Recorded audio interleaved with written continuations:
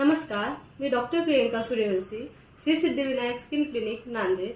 आज आपण एक कनेक्टिव्ह टिश्यू डिसीज हे डिस्कस करूया, म्हणजेच सिस्टमिक स्क्लेरोसिस किंवा स्क्लेरोडर्मा ह्याबद्दल थोडी माहिती जाणून घेऊया।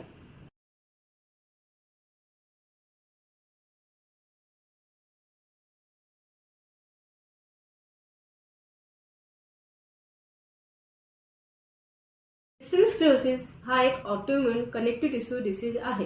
त्याला स्क्लेरोडर्मा असे म्हणतात। स्क्लेरो म्हणजे कडक होणे आणि डर्मा म्हणजे स्किन। म्हणजे ह्या आजारात पेशंटला मुख्यतः कडक स्किन किंवा टाईट स्किन असते। हे आजार 30 ते 50 वयोगटातील महिलांमध्ये आढळतो। याचे दोन टाईप आहेत, लिमिटेड सिस्टमिक स्क्लेरोसिस किंवा diffuse systemic sclerosis. In limited type of systemic sclerosis skin thickening elbow आणि नीच्या खाली असते आणि diffuse type of systemic sclerosis skin thickening elbow and नीच्या वरती जाऊन चेहरा आणि पोटावरती पण येतो।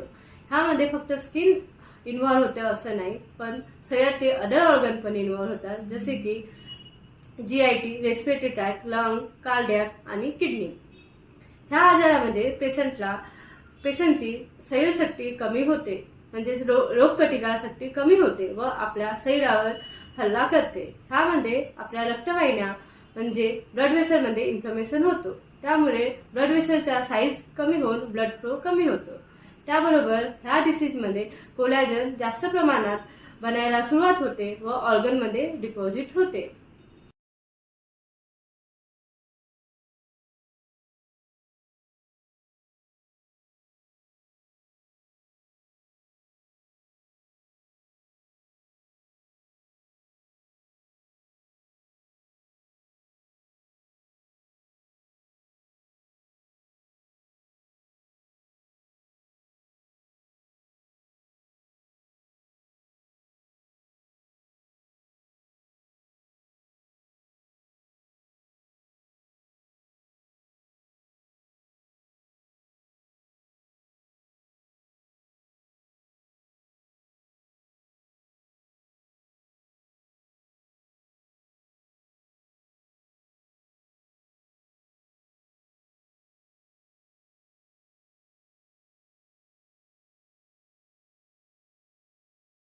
पेशंटला सुरुवातीला रेनॉल फिनॉमिना असतो। रेनॉल फिनॉमिना म्हणजे थंडीमुळे किंवा तणावामुळे बोटाचा कलर चेंज होतो।